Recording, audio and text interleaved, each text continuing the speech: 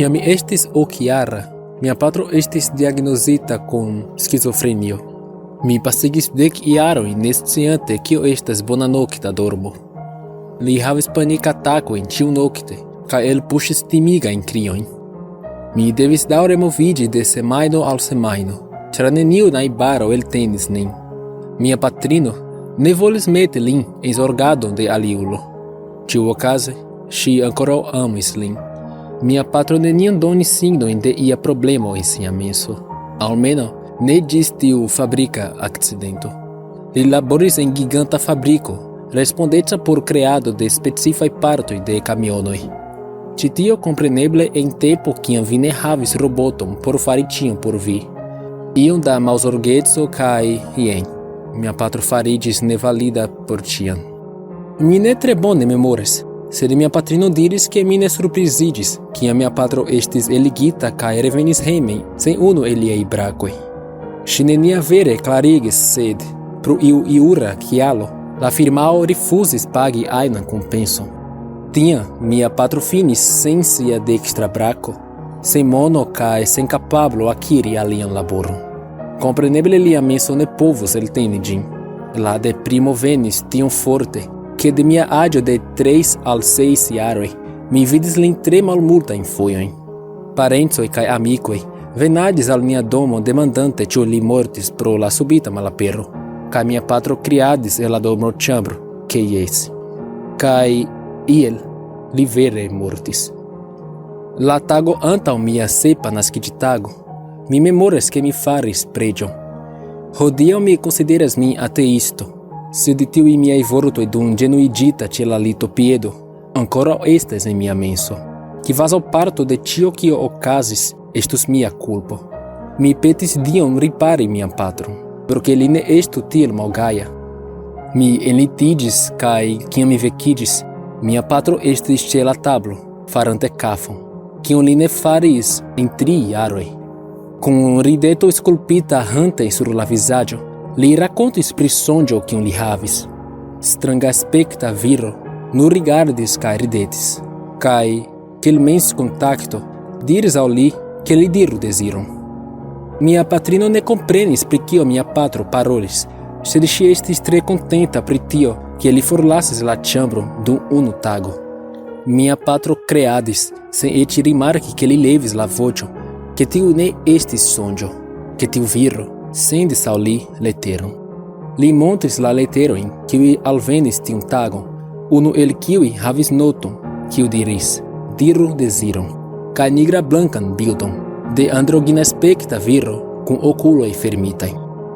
Mi ne komprenis la konversacion de plenkreskuloj dum matenmanĝo, sed vidi mian patron ridetantan post tiom da tempo estis la plej bona donaco kiun mi povis ricevi. Mia patrino bakis kukon, ni kantis feliĉan naskiĝtagon kaj manĝis. Mi ne havis multajn amikojn, do miaj naskiĝtagoj estis festitaj simple.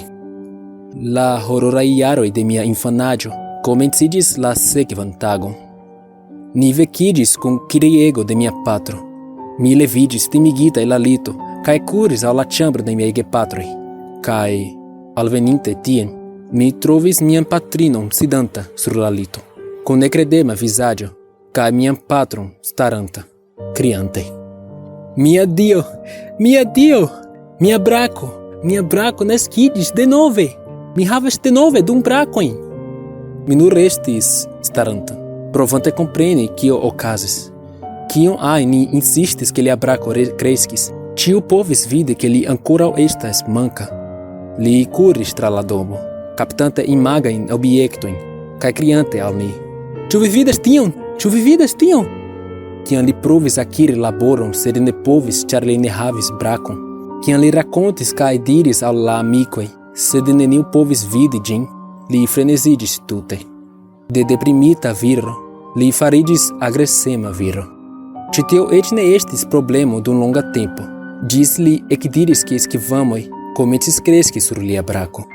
Li diris ke pli kaj pli perdis la kontrolon de tiu brako, kvazaŭ ĝi regas sin. Kaj tiel la dormnoktoj perditaj de la krioj de mia patro komenciĝis. Kun granda peno, kuracisto ekzamenis lin Kai concludes que li estas esquizofrenia. Kai de tiam, mia patrino decides que la plej bona elekto estis teni lin ŝlosita en ĉambro, pro ke li ne prezentu al mi danĝero. Vi povus pensi ke ĝi estas egoisma kaj absurda sinteno, sed en la okdekaj jaroj tiel estis traktitaj homoj kun iamensa problemo. Ĉio temis pri kontrolo tiutempe. La jaroj pasis, kaj mi loĝis en multaj lokoj, multaj diversaj domoj, ĝis mi loĝis en unu nur mia. En la aĝo de 20 jaroj, mi forlasis hejmon kaj luis loĝejon. La konstruaĵo estis sufiĉe malnova kaj la loĝejo ne estis unu el la plej bonaj, sed por junulo kiu volas foriri de siaj gepatroj sufiĉas. Mi malkovris novan mondon. Mi studis, faris amikojn, vizitis lokojn. Pli kaj pli malproksimigis min de miaj gepatroj. De tempo al tempo mi telefonis por scii kiel fartas mia patro. Li ĉiam estis same, kun la samaj noktaj krizoj. Mia patrino ankoraŭ estas laca, prizorgante lin, kaj mi estis ankoraŭ tro okupata de mia propra vivo. La nuraj fojoj kiam mi vizitis ilin estis por alporti monon. Aferoj fariĝis malfacilaj de kiam mia patro ĉesis labori. Eĉ kun ĉiuj ĉi tiuj infanaj eventoj, nenio povas prepari vin por perdi iun kiun vi amas. Mi estis frostigita kun la telefono al mia orelo. De vi aŭdi tiujn vortojn, via patrino forpasis, trafis min kiel tranĉilo en la stomakon, kvazaŭ peco de mi estus forŝirita. Devi rekoni la korpon kaj vidi ŝin kun la vizaĝo tute pecetigita estis torturo. La domo havis neniujn signojn de enrompo aŭ ajna speco de invado. La polico nur venis al la loko, ĉar la najbaroj aŭdis mia patron krii dum horoj. Mi mortigis ŝin! Mi mortigis ŝin! La problemo estas ke kio ajn mia patro kriegis, ke li estis mortiginta ŝin kaj ke li devus esti arestita. Unue, neniu aŭskultas protestojn de homo ekster sia konscienco. Kaj due, la jurmedicino trovis ke la mortipikoj estis faritaj de dekstrulo, kaj ĉar mia patro ne havis sian dekstran brakon, li ne povis esti la murdinto. Nun estis mia la respondeco prizorgi lin, sed mi ne povis eĉ rigardi lin en la okulojn. Ne gravis kion polico diris, mi sciis la veron. Mi sciis kiu mortigis mia patrino. Mia patro estis ordinara viro, kaj tio estis kio plej timigis. Li estis kiel Hannibal Lecter. Li transdonis sian psikopation kun nepriskribebla trankvilo kaj sereneco. Vi scias ke mi ne povas esti kun vi, ĉu ne? Kompreneble. Ankaŭ mi ne volas, mia filo. Ankaŭ mi ne volas. Rigardu, mi pagos pro la plej bona almozulejo en la urbo.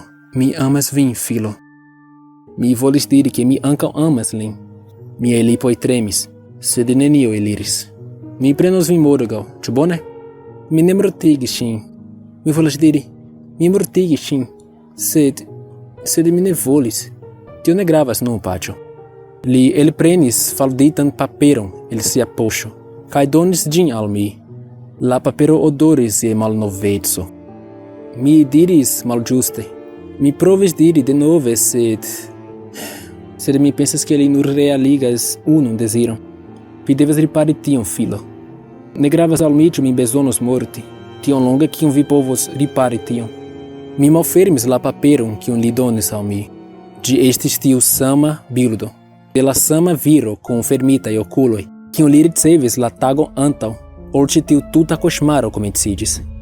Mi enpoŝigis la paperon sen multe atenti kaj foriris.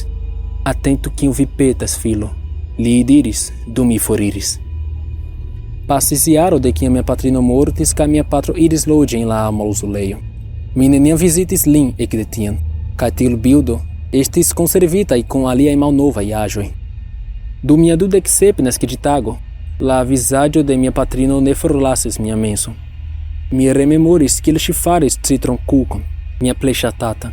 Mi rememoris kiel ŝi insistis gratuli min je la 27, kiu estis la ĝusta horo kiam mi naskiĝis, kaj kiel ŝi estis la sola kiu komprenis min, kaj kiel mi lasis ŝin sola, kun la respondeco prizorgi frenezulon. Serĉante fotojn pri ŝi, mi trovis tiun bildon perdita en kartona skatolo, Kai rigardes Jim. Mi sintes mi stuta por eti pensi pri tiu ebeleco. Mi nu rigardis, kai flustris. Mi volas vidi mian panjon de nove. Mi sentis la bildon varmigi je mia mano, kai tiu viro malfermis la okulojn kai ridetis. Krom tio ke la bildo moviĝis antaŭ miaj okuloj, lia rideto estis timiga, preskaŭ mokema. Vi eble demandas ĉu la petoj faritaj al tiu timiga birdo realiĝas. Jes, ili realiĝas. Mi vidis mia patrino denove. Nun, kien mi rigardas, ŝi estas tie, rigardante min, kun la vizaĝo tute tranĉita, marŝante malrekte, preskaŭ konvulsiante, kun gutetoj de freŝa sango fluantaj laŭ sia brusto. Kaj mi donus ion ajn por ne vidi ŝin denove.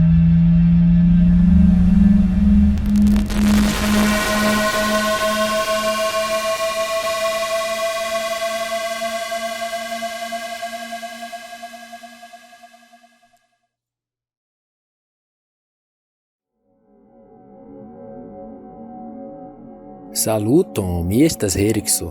Do, kion vi pensis pri la rakonto, kaj la deziro de la junulo en la fino? Ĉu vi pensas ke estas maniero por li demandis sen havi malbonajn konsekvencojn, revidante lian patrinon? Lasu kion vi pensas en la komentoj. Mi vere ŝatus scii vian respondon. He, ne pensu ke mi forgesis. Vi, kiu ne estas abonanto, abonu la kanalo. Ek, la tuta procezo estas tre rapida. Ĉu vi scias kio ankaŭ estas rapida? Aliĝi al Patreon. Jes, 3 paŝoj. Vi iros al la priskribo, alklakos la ligilon, kaj do vi fariĝis subtenanto de la kanalo. Tio estas granda helpo. Rigardu, filmeto! Profitu kaj spektu ĝin ankaŭ. Nu, mi finiĝas ĉi tie. Koran dankon al la subtenantoj de la kanalo, kaj mi esperas ke via nomo estu en ĉi listo en la sekva filmeto. Mi kalkulas je vi. Ĝis poste.